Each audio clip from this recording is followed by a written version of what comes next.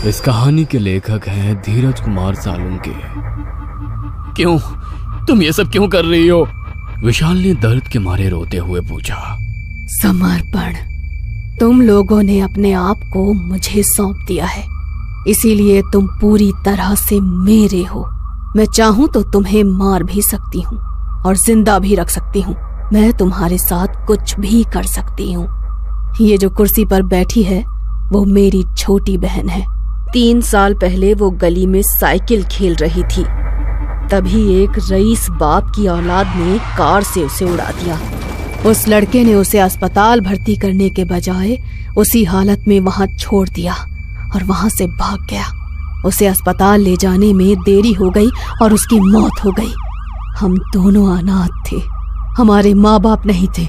मेरी बहन के अलावा मेरा इस दुनिया में और कोई नहीं था। इधर मेरी बहन मर गई थी, लेकिन वो रईस बाप का बिगड़े लड़का बेखौफ होकर शहर में घूम रहा था। उसने पुलिस को खरीद लिया था। मैं इस बात पर अड़ी रही कि जब तक मेरी बहन का खूनी गिरफ्तार नहीं होता तब तक उसका अंतिम संस्कार नहीं करूंगी। लेकिन फिर पुलिस ने उस लड़के की बजाय दूसरे आदमी को गिरफ्तार किया। वो आदमी भी खरीदा गया था जो कुछ पैसों के लिए उस लड़के का जुर्म अपने सर ले रहा था। ये अन्याय मैं अपनी आंखों से देख रही थी। मैंने अपनी बहन की लाश का अंतिम संस्कार नहीं किया। मैंने उसे जिंदा करने की ठान ली और फिर मैंने बलिदान, समर्पण और कड़ी तपस्या करके काला जादू सीखा। लोगों का समर्पण भाव ही मेरी बहन को जिंदा कर सकता है। इसीलिए सबसे पहले मैंने उसी लड़के को अपने जाल में फंसाया और उससे उसी के हाथ कटवाए। मैं चाहती तो उसकी जान भी ले सकती थी, लेकिन मैं उसे उम्र भर इस पछतावे के साथ जीते देखना चाहती थी कि इंसान गरीब हो या अमीर, होता तो वो इंसान ही है। इसीलिए हर इंसान के जान की हर किसी को कदर होनी चाहिए। आप लड़के भी अमीर बाप की बिगड़ैल औलाद हो, इसीलिए मैंने आपको चुना है। अब मेरी बहन को जिंदा करने के लिए सिर्फ आप लोगों का समर्पण चाहिए। मुझे समर्पण करना मतलब मेरी बहन को समर्पण करना। तुम्हारे समर्पण का भाव ही मेरी मरी हुई बहन को जिंदा कर सकता है। लेकिन हमने तो किसी भी गरीब इंसान पर किसी तरह का कोई अन्याय नहीं किया, फिर तुमने हमें क्यों चुना? क्या सच में? माँ कसम, मैं सच बोल रहा हूँ। टोनी ने अपनी गर्दन पर हाथ लगाकर कसम खाई। यह देख वो औरत गुस्सा हो गई और उसने टोनी की गुड़िया की चाकू से गर्दन काट डाली और इधर टोनी की गर्दन कट गई। उसके कटी गर्दन से खून के फवारे उड़ने लगे और वो फर्श पर गिरकर तड़पने लगा। यह देख आदर्श आंख फाड़कर उसकी तरफ देखने लगा। झूठ बोल रहा था। जिस माँ ने उसे जन्म दिया उसी की झूठी कसम खाई इसने। सच्चाई क्या है आदर्श? उस औरत ने आदर्श से पूछा। इस सवाल से आदर्श की रूह कांप उठी। हाँ, हमें अमीरी का घमंड है और हम चारों ने बहुत से गरीबों के साथ गरीबी का फायदा उठाया है और उनके साथ अन्याय किया है। आदर्श डर के मारे कांपते हुए बोला। विशाल, तुमने वैभव के साथ क्या किया था? वैभव उन चारों दोस्तों के क्लास में पढ़ने वाला एक छात्र था जो गरीब था और साइकिल से कॉलेज आता था। वो पढ़ाई में सबसे आगे था। इस बात की जलन इन चारों को होती थी। जब भी वैभव साइकिल से कॉलेज आता तो कार में कॉलेज आने वाले ये चारों उस पर हंसते, उसकी गरीबी का मजाक उड़ाते। एक बार टीचर ने मुझसे सवाल पूछा था, उसका जवाब मुझे नहीं पता था, पर उसका जवाब वैभव ने दिया। इस पर टीचर बोली, नालायक, सीखो कुछ वैभव से। मुझे इस बात पर गुस्सा आया। मुझे इस बात पर गुस्सा आ रहा था कि हम अमीर होकर भी उस गरीब से क्यों सीखे, और इस बात पर हम चारों ने उसकी जमकर पिटाई की, क्योंकि वो ना उस सवाल का जवाब देता, ना टीचर हमें डांटती। उसके बाद हमेशा हम लोग उसे परेशान करते, उसकी साइकिल तोड़ते। विशाल बता ही रहा था कि तभी वो औरत बोली। इसके बाद क्या हुआ आदर्श? इसके बाद हम लोगों से तंग आकर वैभव ने कॉलेज की छत से कूदकर अपनी जान दे दी। हम लोग बुरी तरह से फंसे थे। वैभव के माँ बाप पुलिस से इंसाफ मांग रहे थे, लेकिन वैभव तो मर चुका था। हमें अपनी गलती का एहसास हो गया था और अगर हम लोग अपना गुनाह मान लेते तो कई सालों तक जेल में सड़ रहे होते। इसीलिए हमारे पापा ने सबको खरीद लिया और वैभव को इंसाफ नहीं मिला। यह सुनकर वो औरत मुस्कुराई और बोली, इसीलिए मैंने तुम चारों को चुना। मैं चाहती हूँ कि विशाल तुम मेरी बहन के नाम पर अपना पैर काटकर समर्पित कर दो और फिर मैं तुम्हें जाने दूंगी। यह सुन विशाल के एक बार फिर रोंगटे खड़े हो गए। वो अब उस औरत को ना भी नहीं कह सकता था। तो शुरू हो जाओ। उस औरत ने कहा, आदर्श जाओ किचन से चाकू ले आओ। विशाल लड़खड़ाते हुए बोला।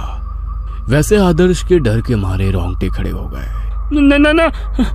आदर्श आगे बोलने ही वाला था, लेकिन ना कहते ही चुप रह गया, क्योंकि उसने देखा था कि नहीं का मतलब मौत है। और फिर वो किचन में जाकर चाकू ले आया। उसने चाकू विशाल के हाथ में दे दिया।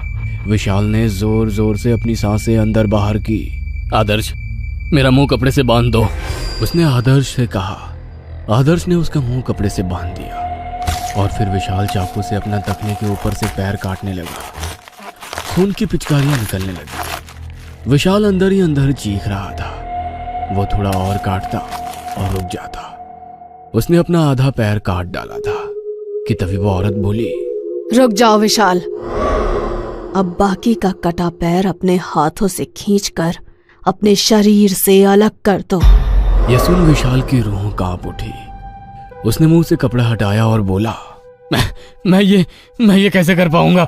वो अपने कटे पैर की तरफ देखते हुए बोला, इसी को समर्पण कहते हैं। त्याग दो अपने पैर को, क्योंकि इस पैर ने बहुत सारे पाप किए हैं। उस मासूम वैभव को तुमने इसी पैर से लात मारी थी, तब उसे भी दर्द हुआ था। आज तुम्हें उसका दर्द महसूस होगा।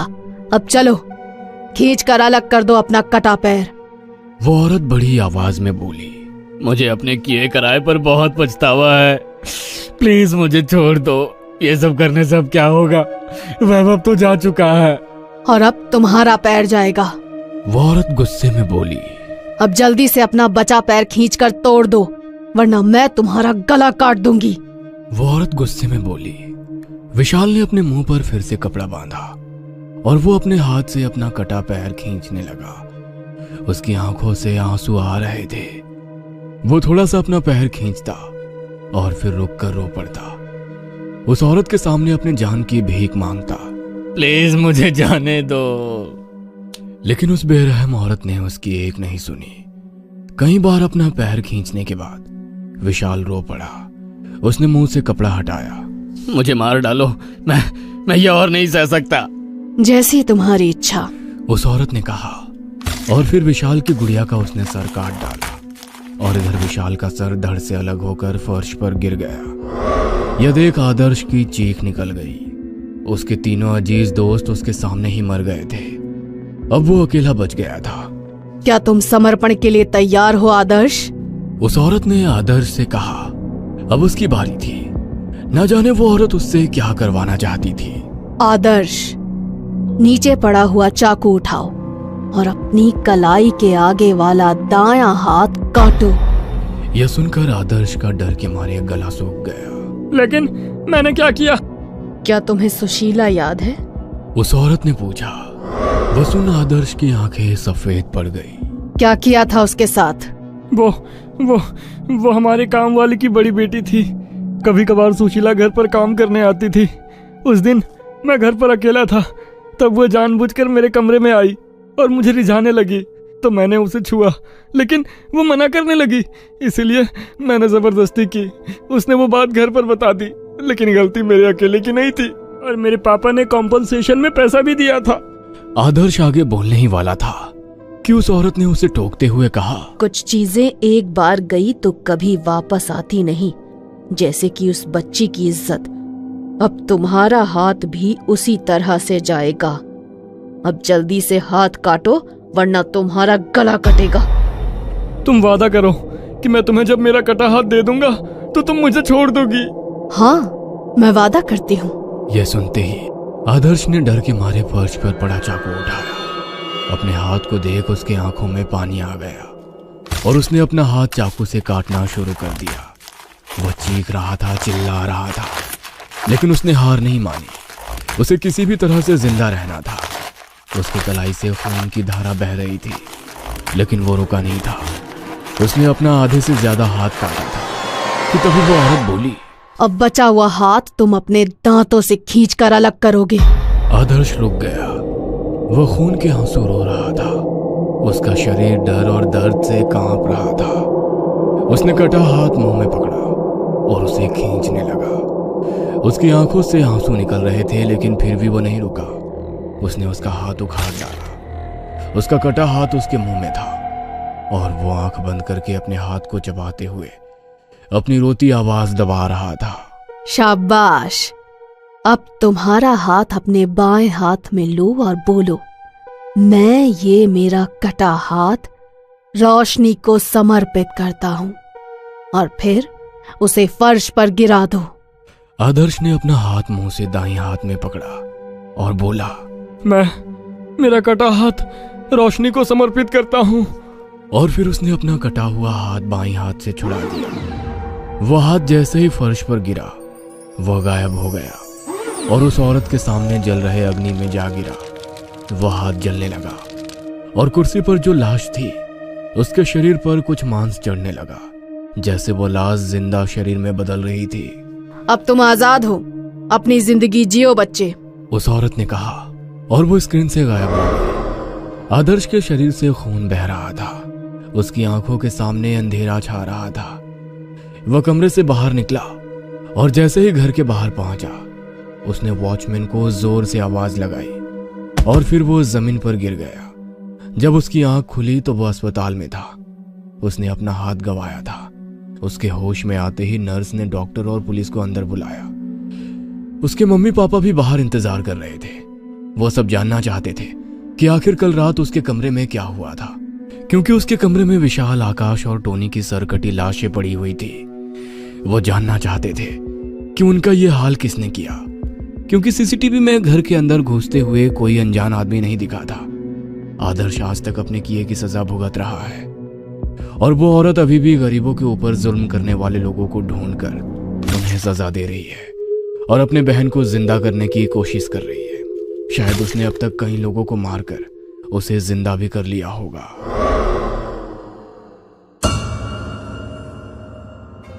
ये कहानी आपको अच्छी लगी हो तो हमें सब्सक्राइब करें, हमारा इंस्टाग्राम और फेसबुक पेज जरूर फॉलो करें। और हाँ दोस्तों, सब्सक्राइब करना भूलना मत।